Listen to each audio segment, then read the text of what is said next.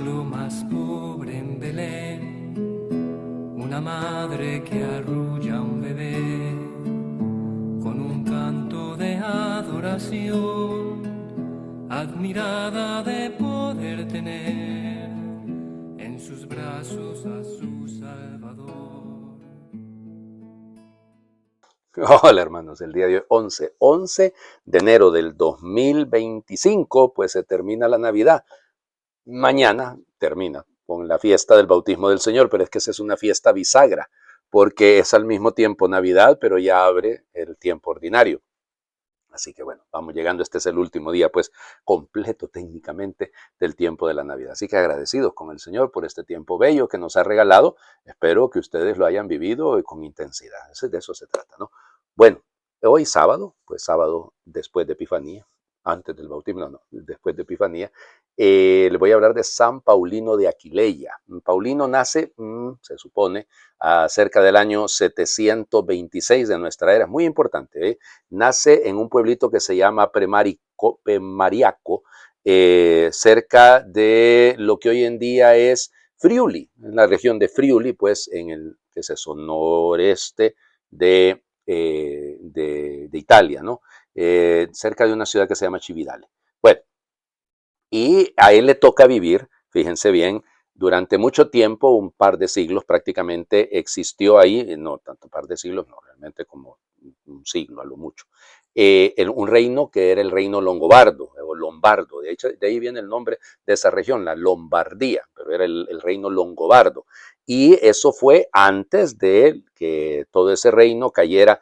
Es que la hija del rey Lombardo se casó con Carlomagno, terminaron enemigos y Carlomagno pues termina controlando esa zona. Es esa época precisamente la que le toca vivir a Paulino, porque Paulino va a morir en el año 802, algunos dicen 804, y en el año 800 es la coronación en Roma, en la Navidad, el 800 es la coronación en Roma de Carlomagno. De hecho, él fue un gran colaborador de Carlomagno. Fíjense que aparecen los documentos como Magister Grammaticae, o sea, como maestro de gramática. Acuérdense las importancias de esas escuelas que se fueron gestando alrededor de las catedrales, pues desde tiempos de San Bonifacio, eso se potenció muchísimo ahí en Alemania, con la caída pues de todo lo que termina siendo el reino franco, llamémosle así, y que pasan ya a aparecer esos mayordomos de palacio, que terminan siendo los carolingios, que terminan siendo Pipino, el Breve y todos aquellos que van a dar paso al imperio carolingio, no con Carlomagno. Pero bueno, digo eso para que nos entendamos dónde está el asunto. Bueno, él pues se sabe muy poco de se sabe que estuvo muy bien formado, eso sí, porque se nota en sus escritos, se nota en todo lo que, en lo que transmitió, porque hay mucho detalle. Hay varios libros que se le atribuyen a él que son sumamente importantes, y entonces conocía profundamente el latín, o sea, conocía muy bien los clásicos, y bueno, fue maestro de la escuela ahí en Cividale, y después pues pasa a ser sacerdote. Ya les digo, tenía también mucho conocimiento en el manejo de las leyes, ¿no? Y tenía una formación bastante sólida para su época, es una formación muy, muy buena. Bueno, entonces, aquí es donde entra el punto. Carlomagno lo va a asociar a él precisamente por su capacidad, por su intelecto, ¿no? Y entonces ya desde el año 774, él empieza a estar cerca de Carlomagno, de hecho lo acompaña en muchas ocasiones. Además es Carlomagno el que sugiere que sea elegido él como patriarca de Aquileia, o sea, vamos, una zona muy, muy importante. Esa es la zona de las marcas del Friuli. Acuérdense que, ¿cómo se llama? Carlomagno fue organizando su imperio en base a condados, ducados y marcas. Las marcas son las fronteras, y entonces precisamente esa zona en el Friuli es una marca. Y entonces es importante porque como es una frontera, y ya les digo, esa es la caída precisamente de la época del reino longobardo. Entonces él, de hecho, va a llegar a tener, va a ser Missi Dominici, o sea, va a tener cargo como de gobernador, aparte de ser el obispo, de ser el patriarca de esa zona, pues él tendrá un cargo de gobernador. Miren, Es importantísimo porque, Paulino, porque, no solo Carlomagno, no, Paulino es muy importante porque él combate algunas herejías de la época. En España había surgido con un tal Félix, Félix de Urgel, una doctrina que es la doctrina adopcionista. No me voy a poner aquí a explicárselo del todo, no, pero es una herejía en la que sencillamente el hijo es adoptado por el padre, pero realmente, fíjense que lo que se está cuestionando es su divinidad, ¿no? O sea, que no es divino, sino que es un hombre muy bueno, pero muy bueno, que el padre lo hace pasar como Dios. Y entonces de ahí vendrá, ¿cómo se llama? Todo el problema. Pero ya les digo, es muy, muy importante el combate en varias de las herejías de la época, de los concilios, porque se hacen concilios en Frankfurt, en Ratisbona, en varios lugares, ¿no? Y en la misma Cividale, de donde él se hizo algún concilio. Cuando hablo de concilios no son concilios generales, ¿verdad? Se trata de sínodos, más bien, propiamente. Muy importante también, fíjense, es la época en la que se está discutiendo el tema del filioque, o sea, el latín, acuérdense que en el mundo griego, o sea, en el griego, perdón, del credo, se dice que el Espíritu Santo procede del Padre por el Hijo, pero los teólogos carolingios, incluido él, van a decir procede del Padre y del Hijo. En latín es filioque. Eso va a generar un problema difícil porque incluso Roma no estuvo a favor de eso tan fácilmente, entendía que estaba correcta la doctrina, pero no estuvo de acuerdo. Pero por el tiempo, como les digo, él muere en el año 804, más o menos, se supone, y muere ahí, muere en Aquileia. Importantísimo los libros, ya el libro contra Felicien, contra Félix de Urgel, pone las cosas en su lugar, ¿no? Y hay las cartas de él, Dios mío, son muy bellas, son muy bellas. Está enterrado ahí en el altar de la Basílica de Cividale en Friuli. Bueno, vamos. Evidente ustedes bien, padre, ¿cuándo fue canonizado? Nunca. Porque es decir, en esta época todavía no existían esos procesos, eso va a ser en el siglo XII y estamos hablando del siglo IX. Así que por lo tanto no habían procesos, sencillamente había una tradición y se siguió la tradición. En el caso de él, legítima, ¿no? Vamos a las lecturas del día de hoy. Terminamos de leer la primera carta del apóstol San Juan. Alguno dirá, bueno, padre, la terminamos de leer y entonces, bueno, mañana evidentemente la fiesta del bautismo del Señor, entonces ya ahí se leerá. Lo que vamos a comenzar a leer, creo, es año impar, ¿no? Es 2025, así que vamos a leer la carta a los hebreos a partir del próximo lunes. Bueno, vamos. Primera de Juan, capítulo 5, versículos del 14 al 21. Queridos hijos, la confianza que tenemos en Dios consiste en que si le pedimos algo conforme a su voluntad, Él nos escucha.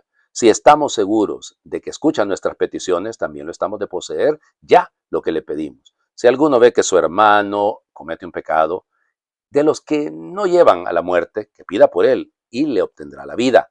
Esto vale para los que cometen pecados que no llevan a la muerte, porque hay un pecado que sí lleva a la muerte. Por ese no digo que se pida. Toda mala acción es pecado, pero hay pecados que no llevan a la muerte. Sabemos que todo el que ha nacido de Dios no peca, sino que el Hijo de Dios lo protege y no lo toca el demonio. Sabemos que somos de Dios, mientras que el mundo entero yace en poder del demonio. También sabemos que el Hijo de Dios ha venido ya y que nos ha dado inteligencia para conocer al Dios verdadero. Nosotros permanecemos fieles al único verdadero, porque permanecemos en su Hijo Jesucristo. Él es el verdadero Dios y la vida eterna. Hijos míos, no adoren a los ídolos. Palabra del Señor, palabra de Dios. Te alabamos, Señor. Palabra. En fin, miren, es que este es bello, ¿no?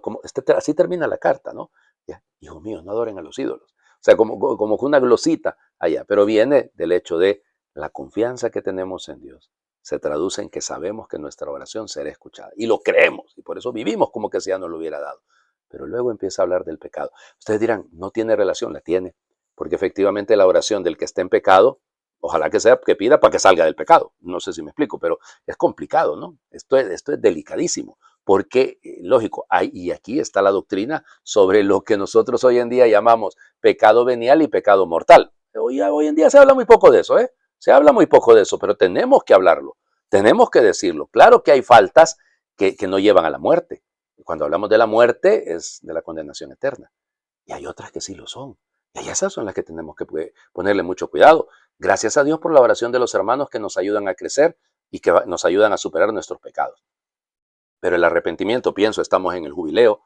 Bueno, en este tiempo jubilar, aprovechemos más bien la manga ancha que hay en el corazón de Dios, siempre la hay, ¿no? Pero digo, pues es un tiempo jubilar, es un tiempo particular, hombre, ganémonos la indulgencia, hagamos todo lo posible, una buena confesión, una confesión sincera, un firme propósito de no volver a pecar, ¿ok? Y sobre todo, los pecados que llevan a la muerte, nada de eso.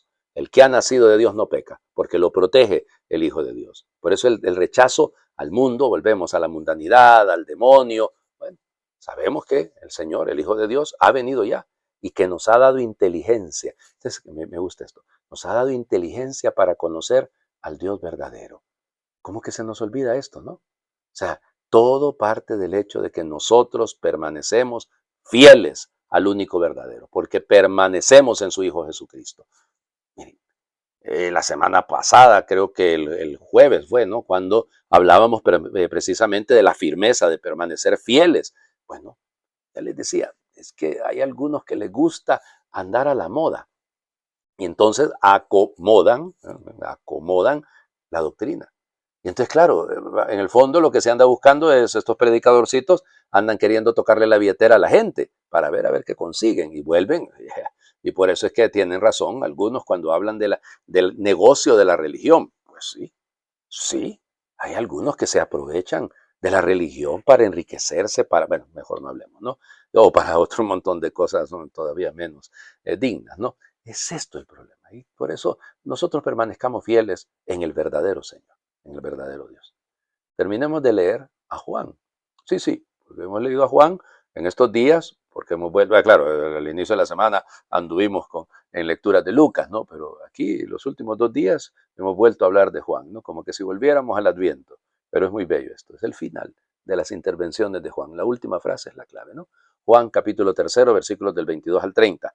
En aquel tiempo fue Jesús con sus discípulos a Judea y permaneció allí con ellos bautizando. También Juan estaba bautizando en Enón, cerca de Salim, porque ahí había agua abundante. La gente acudía y se bautizaba, pues Juan no había sido encarcelado todavía.